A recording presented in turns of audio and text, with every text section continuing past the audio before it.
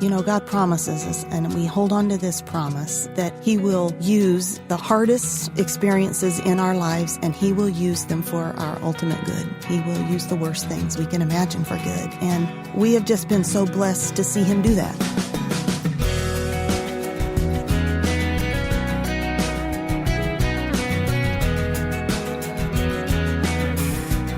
Welcome to First Person, conversations with people who share their stories of God at work in their lives. I'm Wayne Shepherd.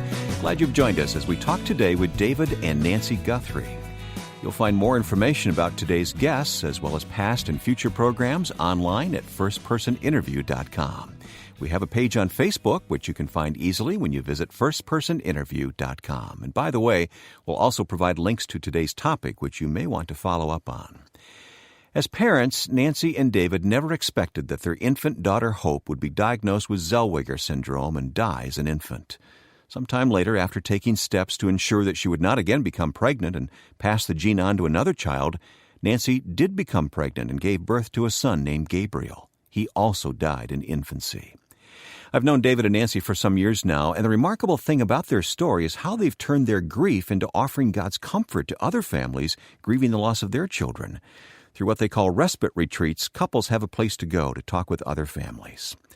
I sat down in the studio in Franklin, Tennessee to talk with David and Nancy and explore the grief that parents go through, starting with the fact that no one wants this to happen. I think that's the fear of every parent, isn't it? And the question we have in the back of our mind as to what will that do to me? What will that do to our family? How could I ever get through that? How can our marriage survive that? Because we hear so much about couples who break apart when they experience that devastating loss. For us, grief was very foreign territory and new territory for us. And I think a big part of grief is that unknown, the fear of the unknown.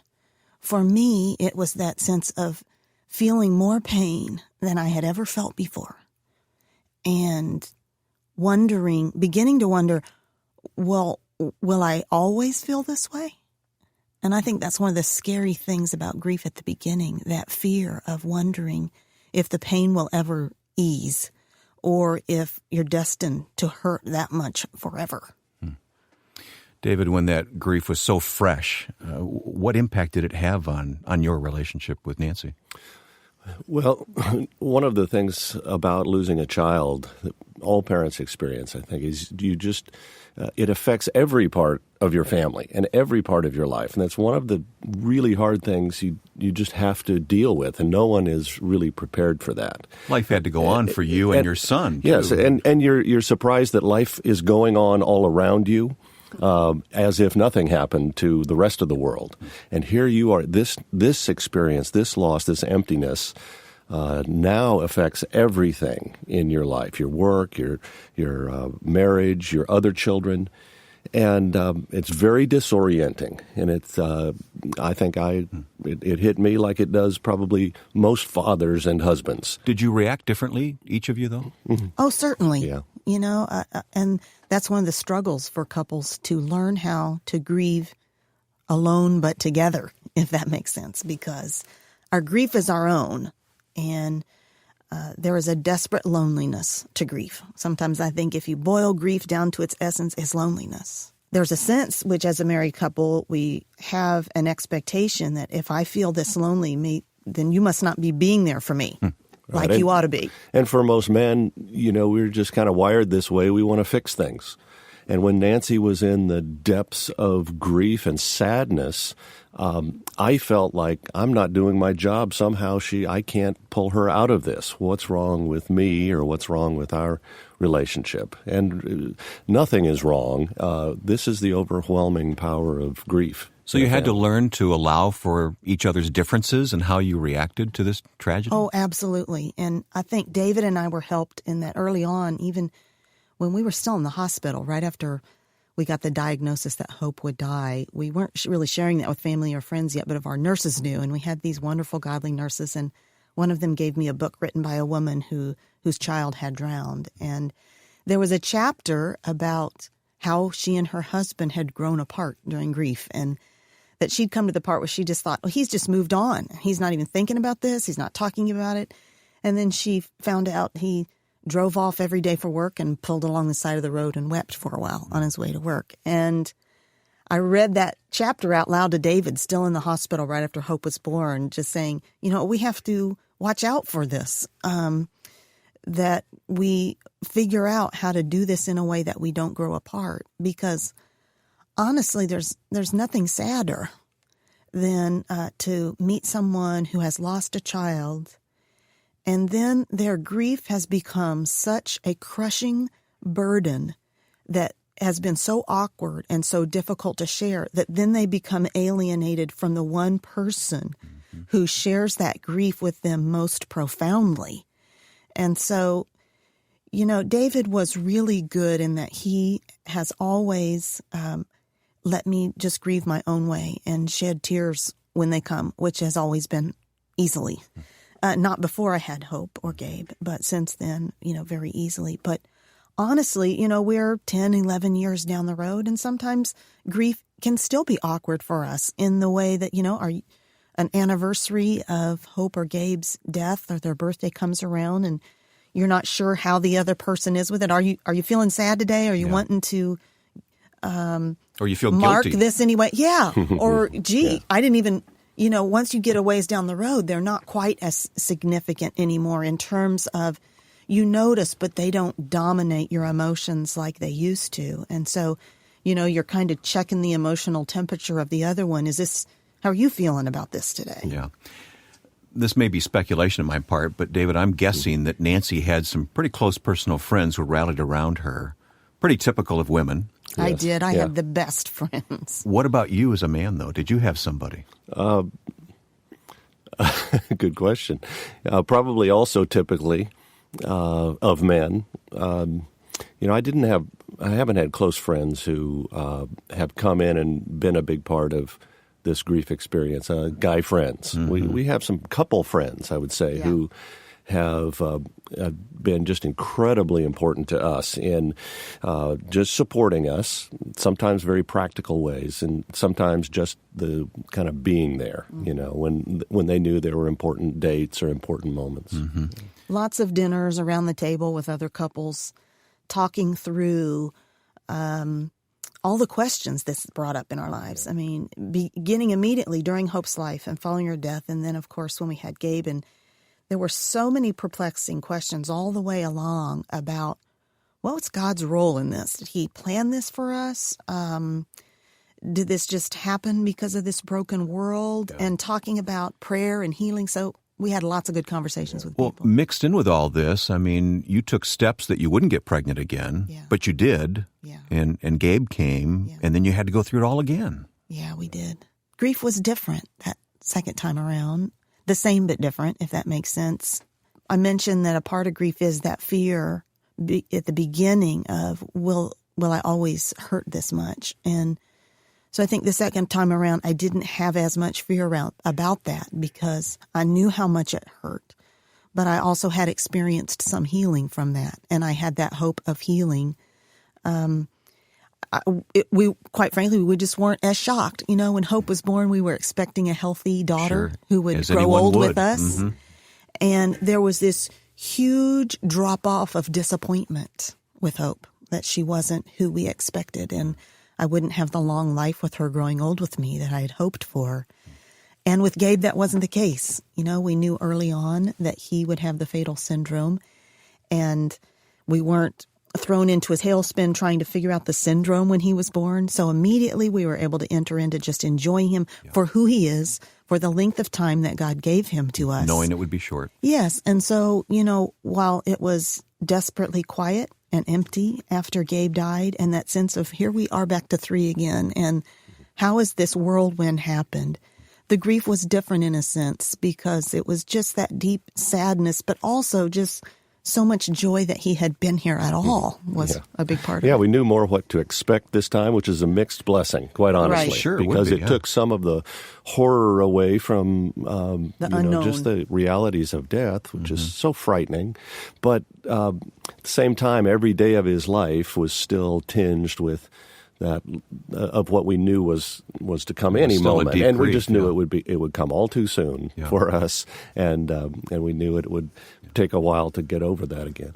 Did you guys have to sort of relearn how to pray together or read Scripture together? I mean, was that a struggle at first? I think that's always been a struggle for us in our marriage. And for many couples. Yeah. I would say in some ways it was easier because we were so desperate, so desperate for God. And to lie alone in the bed and call out to God actually came in some ways easier. We needed Him. We always need Him. We were more profoundly aware of our need and of our need for each other and to draw close in that. That's right. That's one of the real blessings of our experience with both Hope and Gabriel, was that, we were just kind of sailing along through life like you do, and suddenly this unexpected but kind of overwhelming experience came with Hope's diagnosis. And suddenly all of our life was kind of oriented in a new way. And we began immediately with Hope's diagnosis that she would only live a short time in asking, well, God, what are you doing? And it just caused us to look again at how brief life is. That's the blessing in the midst of the grief, huh? Absolutely. Well, we'll continue this conversation with David and Nancy Guthrie, and when we do, we'll talk about what they call respite retreats. Looking ahead to next week's show, my guest will be a man who grew up in Ireland and served as a member of the Royal Ulster Constabulary at a very stressful time. One of my little statements, and I think it's applicable beyond my personal situation, but security is not the absence of danger. It's the presence of God. And I had to learn nothing can separate me from the love of Christ. Not life, not death. You'll meet Philip DeCourcy next week here on First Person. I'm Wayne Shepherd. Let's continue today's conversation now with David and Nancy Guthrie. Nancy explains what motivates them to reach out to other grieving families. God promises us, and we hold on to this promise, that He will use the hardest, worst experiences in our lives, and He will use them for our ultimate good. He will use the worst things we can imagine for good. And we have just been so blessed to see Him do that. He doesn't owe us to allow us to see that. He calls us to trust Him that He will do it. And He continues to just pull back the curtain and show us how He is using our loss for good. I wrote a little book, actually, while I was pregnant with Gabriel, that came out on what would have been his first birthday, called Holding On to Hope. And it's now in 9 languages around the world. And so I got a letter this week from Norway and an email this week from South Africa. So I hear from people all over the world, and that is an incredible blessing to me. David, this grief had to be so private. Were you reticent to start reaching out and help other people who have suffered grief like you have? Not reticent at all to share our story and share our experiences. Reticent in the sense that, neither Nancy nor I are counselors or psychiatrists or pastors. You're just real people, huh? Yeah, and yet we really discovered through Nancy's writing, and she mentioned Holding On to Hope. She wrote a daily devotional book called The 1 Year Book of Hope, and it was just remarkable to see how God was using those experiences, and then Nancy's reflection and writing and Bible study in that context to really help and encourage a lot of people. And that motivated us just to be open. It's a cliche, I know, but we just determined that as God opened doors, we'd walk through them and respond to them. And that's all we've been doing. You didn't have to look very far to find hurting people? Oh, my goodness. They're just everywhere. I think before Hope and Gabe, they were there and I just didn't see them. And once your heart has been broken, then it just opens your eyes to the hurting people all around you. And plus, people do look for me. They come to my website, nancyguthrie.com, and so I hear from a lot of people. And about a year ago, I heard from a couple. Their daughter had died tragically, run over by a parade float. And she and her husband had been helped by my books, and they were coming through Nashville, and they asked if we could get together with them for dinner. And David and I end up doing that a lot, getting with couples, because couples have a real need to be with another couple who understands their loss. You know, when you've lost a child, you have all these friends who so want to be there for you. They want to say the right thing, do the right thing. God bless them. And they so want to be there for you. But for so many couples, as good as their friends are, there's a relief to be with another couple who really gets it, who's been down that hard road, to talk about some hard parts about it. And so David and I got together with that couple for dinner, and we were driving home. It was a beautiful night, and we'd had a really sweet time with them as they talked about their struggles. And I looked at David and I said, you know, we ought to start a retreat for couples who have lost children. And David, you said? Well, honestly, I said, that's a great idea. Okay. I mean, part of what we experience when we sit down with couples who come through like this is that there's some dynamic about the four of us together, husband, wife, and especially I think for the guy, you know, there's something really helpful in talking to another guy, another father who has lost a child, and they often ask about, did you guys grieve differently? How did this affect your marriage? And so we could tell that's an issue. And we weren't sure where people could go to address that issue, especially in an environment where somebody understands experientially what they're going through. And so, yeah, we kind of said, that seemed like a good idea. We didn't know if anyone would come. So what'd you do? Well, what made it so easy is that there's a wonderful ministry here in Nashville called Christian Leadership Concepts that has a beautiful 12-bedroom lodge out in the country that we'd been to several times for other ministry retreats. And it's like the hiding place. Hello, that's perfect. And so the next day I called them and said, you know, do you have some open dates? Could we use it? And they were actually very excited because they love for it to get used for ministry. And I put together a little brochure and emailed it out to people who had emailed me through my website, who I knew had lost children, and to my newsletter list. And then also it was sent out to people who lead grief share groups at about 6,000 churches around the country. And David and I are on the videos used in grief share groups.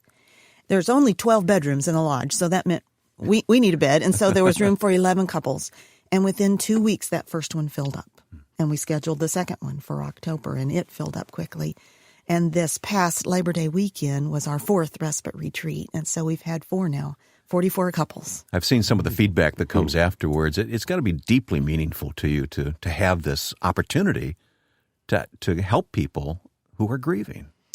Honestly, Wayne, there aren't words for it. You know, we kind of went into that first one saying, well, let's give this a try and see what happens. And as David said, you're not professional counselors, so... Although it was very easy. We knew exactly what we needed to talk about. And we knew exactly what the setting and the tone needed to be.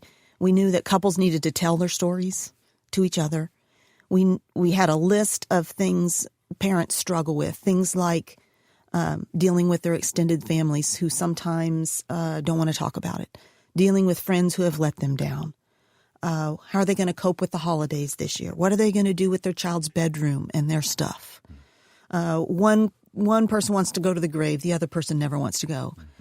All of those kind of things. We know what they need to talk about. Most of the people who come, have they recently lost children, or are they years past that happening? Or? The majority have been in the last year or two. So it's very fresh. Yeah, so so they don't know where to turn. It's not that's not always the case. There are some. We had 10 years ago, 6 years ago. It's been a number of years, and you know that's one of the exciting things for us is just to see healthy. This. You know, we can't really plan who comes. You know, and yet God seems to do that and fits together people at different places on this road of grief.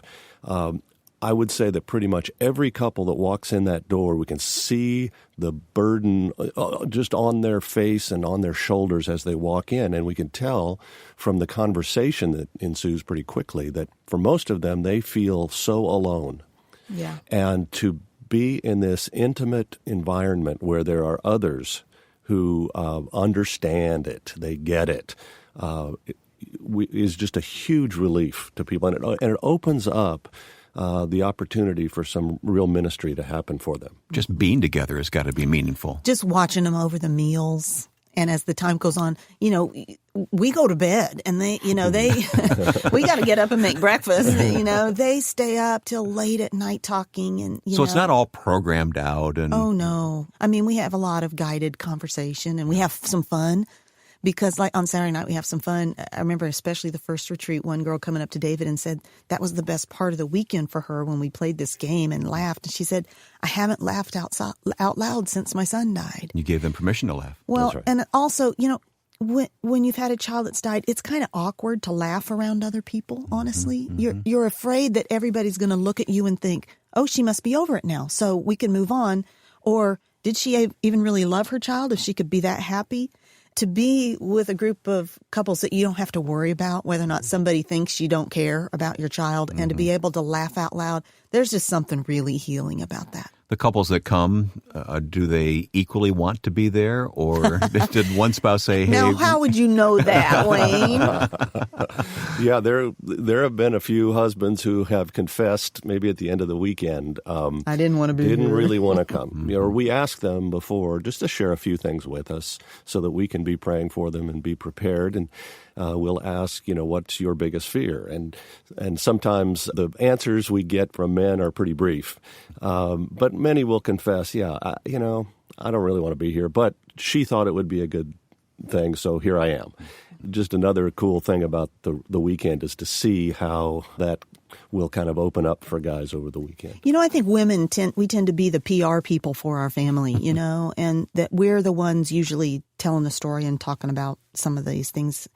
And I think one of the blessings for a lot of the women is to sit there beside their husband and hear him talk about their child and about what his grief has been like, openly in a way they, in many cases, I think, have just not heard him do before because he hasn't been in a setting where that has been safe.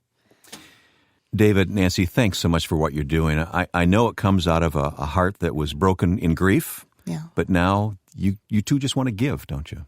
We would do this as many weekends as we could, Wayne, because we are seeing the fruit of it. We see it in the way they respond to us at the end of the weekend, telling us what God has done in their hearts and lives. Now we're seeing it from down the road, where months later we're seeing couples emerge from this deep sorrow and begin their own ministries to grieving people. I mean, that's incredible. And so we would do as many as we can because we really are seeing God use it. It's amazing to me to see how God has turned the deep grief that David and Nancy have experienced into such a positive influence to other hurting families. I wonder how many families break apart or have nowhere to turn for the kind of care and understanding that the Guthries have offered today. If you'd like to know more about these respite retreats, visit our website, firstpersoninterview.com. We'll put links to this ministry that Nancy and David have. Once again, that's firstpersoninterview.com. You also may want to find a list of the books and devotionals that Nancy has written. Those are linked at our website, firstpersoninterview.com. And if you know a family that would be helped by the conversation you've heard today, please tell them to listen to the archive of this program at firstpersoninterview.com.